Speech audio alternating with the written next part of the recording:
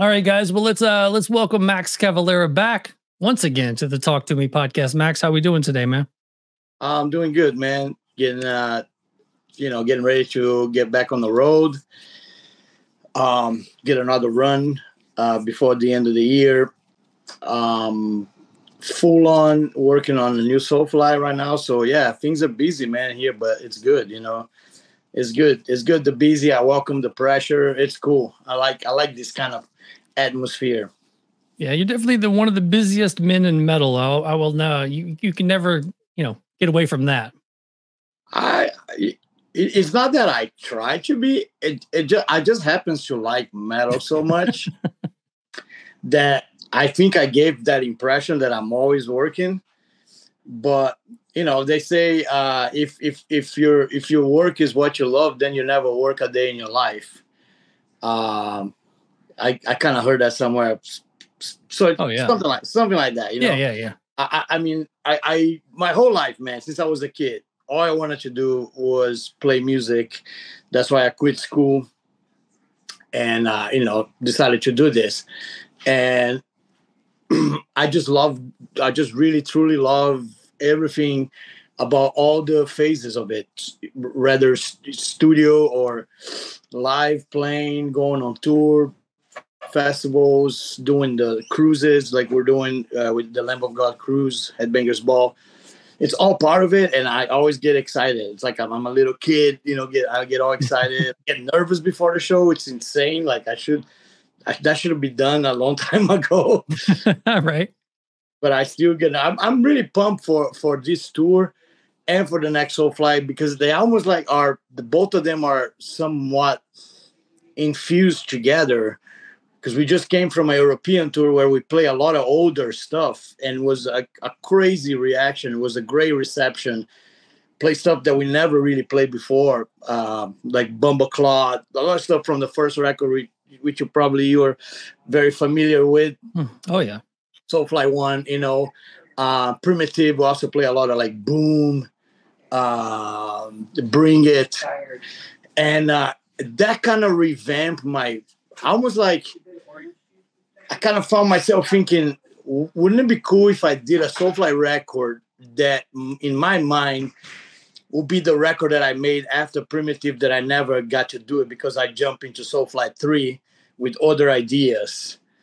So I'm kind of treating this new Soulfly kind of like the record after Primitive, mentally, just to So it's very very very exciting to being into that frame of mind, and there's a lot of cool ideas. Right now I'm on the riff, harvesting the riffs phase where I go on the desert and find riffs. And I happen to live in the desert, so it's easy to find riffs where I am. But yeah, it's exciting. I'm excited for the tour. I think it's going to be really cool. And the fact that we go from the tour straight out of that into rehearsal practicing for the studio, that's super exciting. Nice. Kind of on the topic of current Soulfly, and I know you've been on the podcast a couple of times since Mike DeLeon's been in the band, but what has he brought to the band? I mean, he was great in Phil Anselmo and the Illegals, and he's just a all around, seems like a great guy. I mean, he's been on the podcast once before, and just following him on social media seems like a pretty easygoing, fun dude to be around all the time. People love Mike, man, and I love him as well. I think he brings. He's one of the most interesting guys I play with live because he gets kind of possessed live, and I don't really remember playing with any player kind of like that ever. Like literally, a bunch of times my guitar gets him on his hair and I get a chunk of his hair on my guitar because he's not even looking. He's just head banging. Right. He's on a possessed frame of mind, which is great, And I think the chemistry is really cool between me and him right now. Really excited for this record, for him to be part of this record. And, it's like live, it's been great. Mike, like I said, Mike is a great guy. A lot of people really love him, man. And he brings that kind of cool, yeah, kind of almost like thrash element to Soulfly, you know, which I think is really cool. So yeah, I'm very thrilled about that. The tours are being really good. Europe was a lot of fun. We were there for like 3 months, first with Cavalera, and then after that with Soulfly. But yeah, we love Mike, and it's gonna be really cool making this record. I'm really excited for it, and he's a really cool guy. Oh yeah, and it's crazy that you have a Mike DeLeon and a Mike Leon in the band. Like, how that happened, I'll never know. And 2 Cavaleras. Yeah, like, 2 Cavaleras. You know, we're running out of names on this thing. You know. But yeah, it's you know, all the ideas are coming right now. We're all, like, on the harvest stage of the process. Making a record, to me, it goes into different phases. Where first phase is like riffing, and I just riff like a madman. You know, I just try to find my best riffs ever. I just spend hours and hours riffing, put it on my 8-track. Which, by the way, I still use all the same equipment I used when I made the Chaos AD. Which if it ain't broke, don't fix it, man. Yeah, nothing broke. A couple of things I had to replace. I had to buy a newer one. The 8-track is the old one.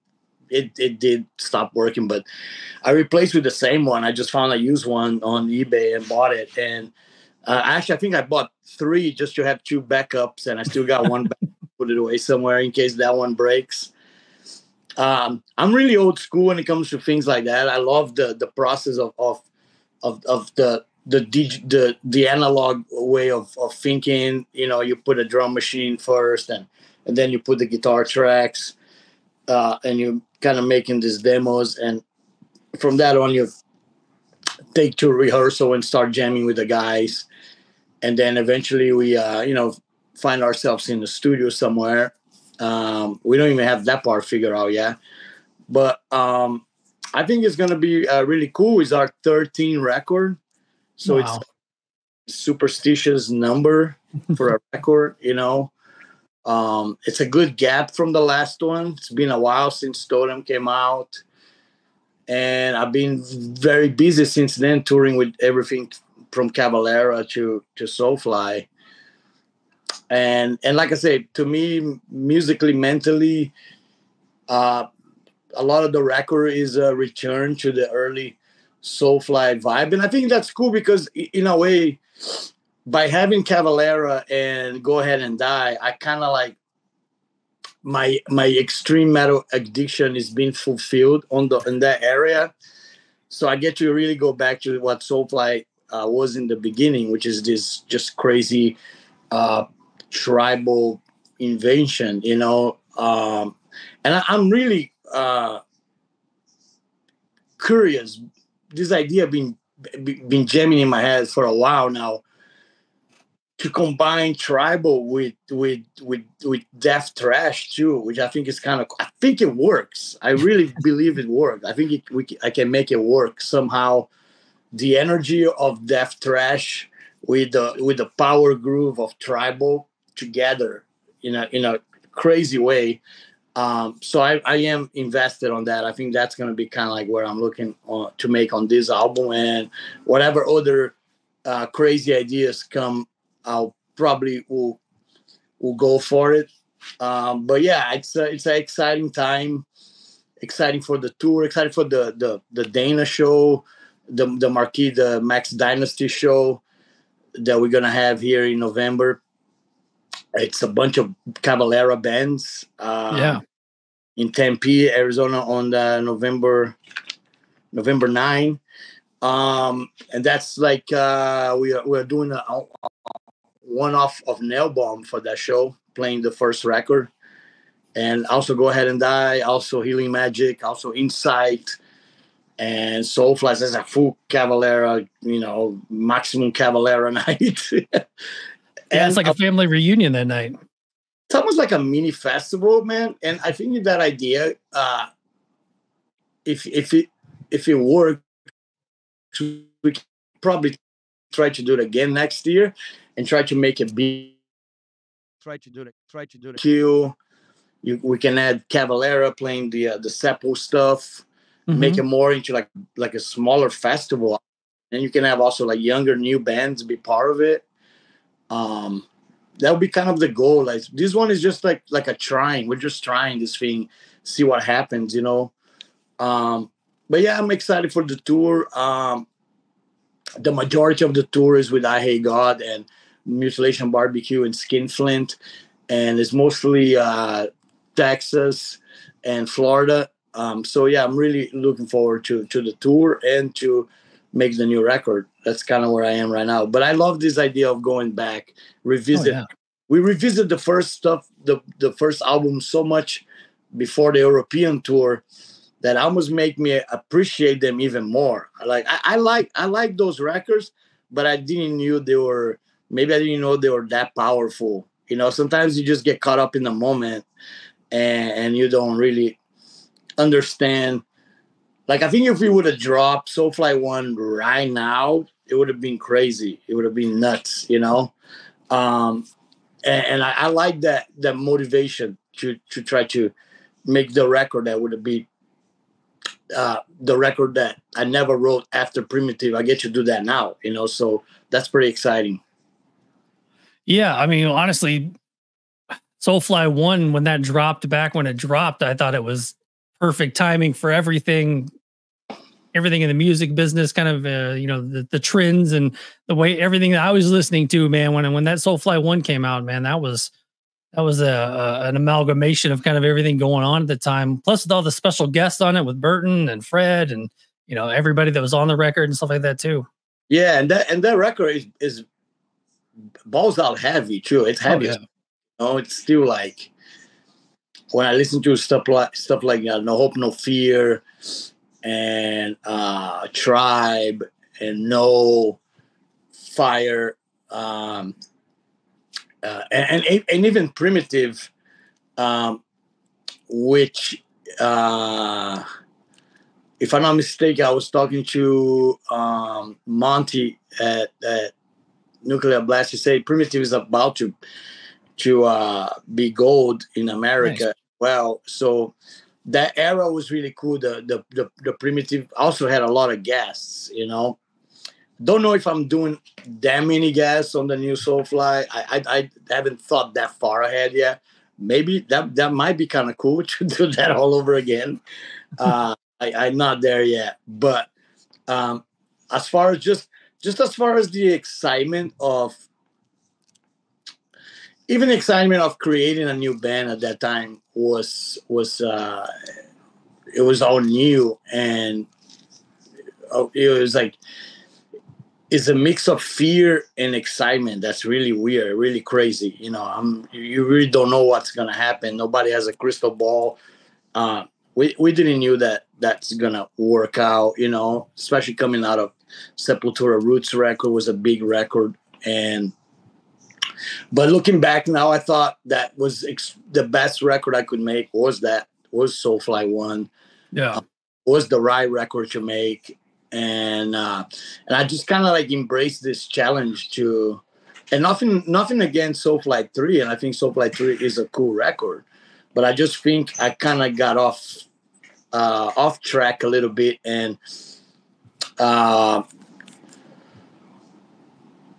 did a record that is not exactly what the record after Primitive should be like. And this is kind of like what's cool about this opportunity I have in front of me right now, is to make a record that maybe bridge that gap, and we can have an album that is inspired by the early stuff, the tribal stuff, but also continue going into the future with all the heavy stuff that I like, you know. So it's extremely exciting, extremely I'm very feel very creative right now to do all that. And also, like, I feel that the time in the world is kind of like perfect for cool heavy record right now too, because it's a shit show out there. Absolutely. You know, Oh, we need those beat down more than ever. You know, like those heavy grooves that you just want to lose your mind. So I'm ready to do a lot of that and exercise all these demons and bring out a ferocious record for next year, man. yeah. I'm curious to kind of see the route you take with the new Soulfly, just because, like you said, you've been out doing the Go Ahead and Die. You've been out doing the classic Sepultura records with your brother, things like that. So your riff palette right now is probably all over the place with what you've been playing, over the last, couple of years. And then obviously just doing a Soulfly tour, you're like, oh yeah, this is these songs too. You've got so many styles kind of coming out of you right now. It's so crazy to like. So I went on tour in Europe. So I had to learn material from Schizophrenia, which is extremely fast-speaking thrash. You know, that it's the epicenter of death thrash. All then, almost like for the same time I was getting ready also for the Soulfly tour, that we were jamming stuff like Bumbleclaw and Bring It, which are a total 360 degrees the other way of kind of riffing, open chords, heavy moves. But that's the beauty of it. I think that's like the metal landscape is so open that you can enjoy things from both of those extreme areas of metal and feed off. Why not feed off from them, you know? Oh, yeah. So I think that's the coolest thing, that I get to feed off from playing those songs, the Go Ahead and Die also stuff, very, very punk metal style. And to me, I like riffing. It's almost like a healing therapy thing that happens when I'm riffing. I don't know what it is, but I can sit for hours the guitar and just riff for eternity, and it fills me up with healing powers, man. I feel more. I feel more, almost like healthier when I play riffs. And a lot of times, of course, there's the pressure to find that amazing riff, that great riff. I don't know if you had a chance to see, but ESP made all these little minutes videos of me playing my favorite riffs, and they put it out every Monday, and it's really cool. It's just a little look at of my way of riffing by playing ESP guitars, and it's the same kind of thing. I have riffs like Jump the Fuck Up and Roots Bloody Roots, and then Arise, which are right different sides of the spectrum, you know. But yeah, I totally love to feed off of all of that.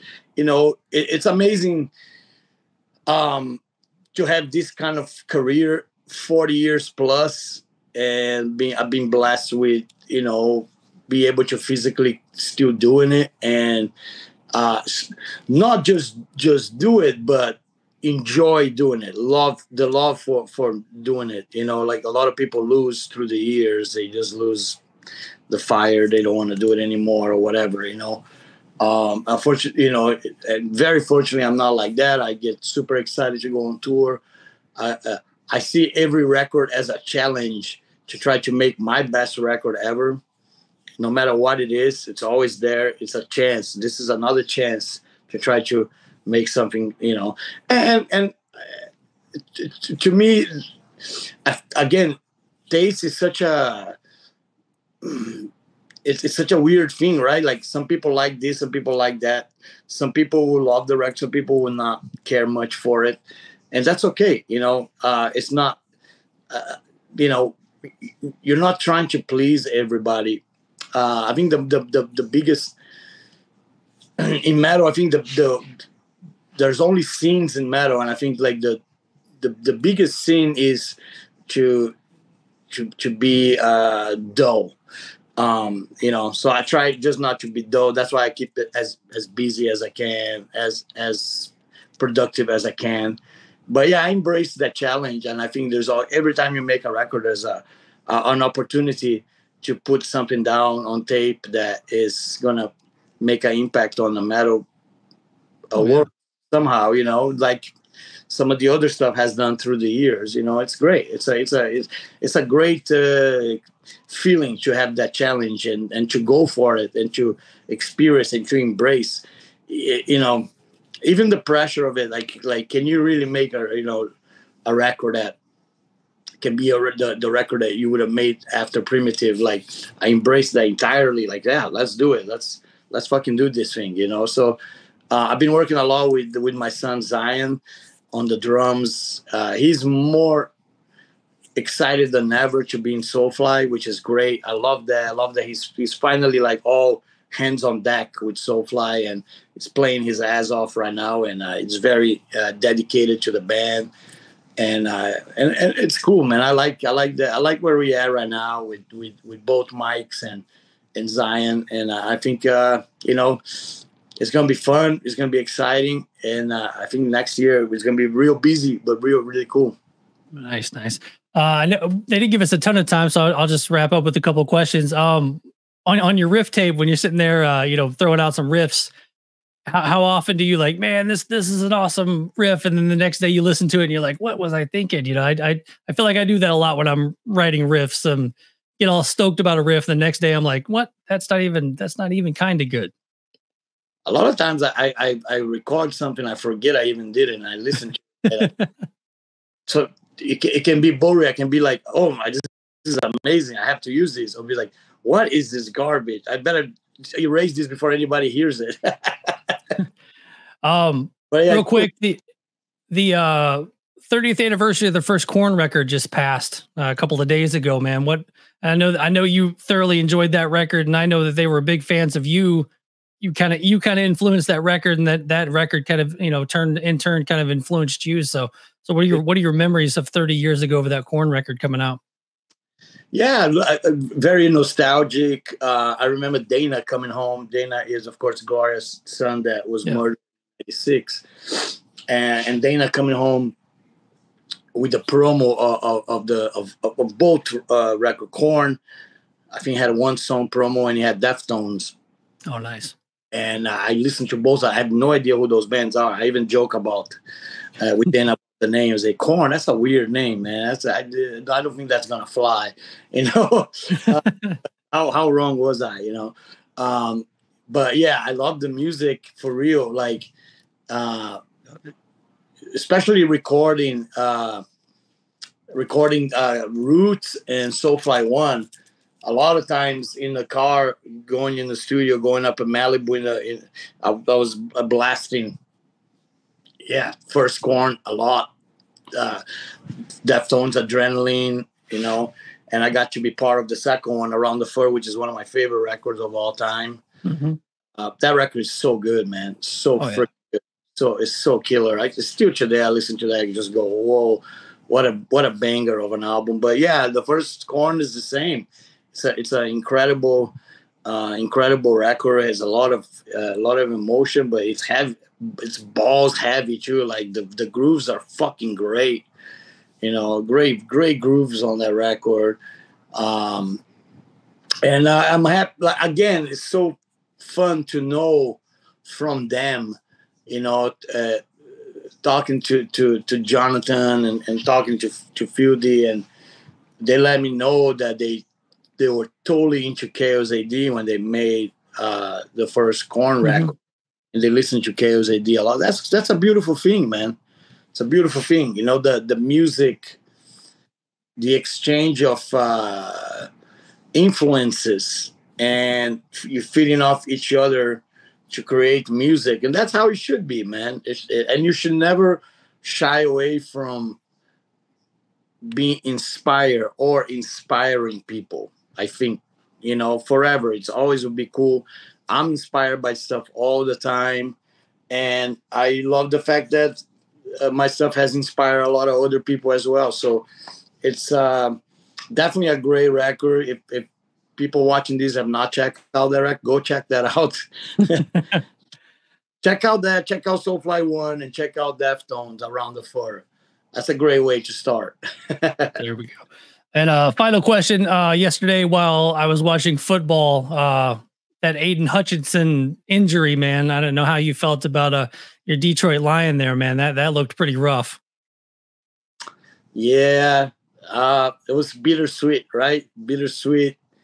We crushed the Cowboys, and it was kind of like an exorcism. You know, we haven't won that in a long time. They beat us, and finally we break through, but came with a price. You know, yeah, I think that the gods are cruel. Even the gods of football, just like the gods of metal, they're cruel. There's no victory without agony. Well, you guys play my Titans in like 2 weeks, and you guys will make us probably look worse than the Cowboys. So yeah, we're awful this year. Well, go get somebody out there in free agency, and I think they'll be all right. And it's so funny. I've been a Lions fan for more than 10 years now, and I suffer a lot. And now I get to feel a little bit like how those Patriots fans kind of felt through all those years. You get to feel like, oh, your team is worth the shit. I know, right? Yeah. It's worth watching, and it's exciting. And I actually watched the Amon Ra podcast, the Sam Brown brothers. They have a little podcast thing. I watched that. I'm a little bit of a nerd. I have fantasy. I actually have an idea for next year. Okay. I want to hit up musicians and people. Even you, if you're down to, we can have a fantasy league just with metal people. Yeah, I'm all for that. I love metal and I love football, so I think we're just gotta find 9 other motherfuckers like that, and and then we get a fantasy league made out of metalheads, and it'll be awesome. I think that'll be real fun. Awesome. Well, at the Maxim Cavalera show, will you be playing back-to-back sets? Or are you going to try to space them out? What are you going to do there? Yeah, so I'm doing 3 shows. Right. So I've done that before, so I'm like lots of Red Bull and coffee, and a lot of stretching. A lot of Red Bull, a lot of coffee, and I think I have a little break. I think if the first set I do is Go Ahead and Die, and then I do Nail Bomb, and then hopefully there's a little break, and then Soulfly. Very excited for this Nail Bomb set, though. We got a lot of really cool guys joining us for the set. We have like Adam and Travis and Alex from Pig Destroyer. We have Johnny Chow from Stone Sour, and Fireball Ministry. And my son Igor playing guitar and doing Alex's part. We already rehearsed. Sounds great. Sounds really killer. And Nail Bomb is one of those cult records that I never forget the experience, and it's so cool to bring that back to life now too. It's one of those very special kind of moments in life that you get to do something like that. And like I said, the Soulfly set, for people that is going to come on the tour, which starts in Albuquerque on the 19th, Sunshine Theater, expect a heavy old school set. So anybody that love old school Soulfly, they're going to fucking love the show, man. It's all bangers from the early Soulfly life. So it should be fun for everybody, man. A lot of cool stuff. Well, awesome, man. Well, once again, Max, thanks for taking some time here today. And good luck on tour, and good luck with the Maximum Cavalera show. This is going to be awesome. We'll talk again next year for the next tour. All right. We'll talk soon. All right. Take care. All right, man. Take care. Cheers.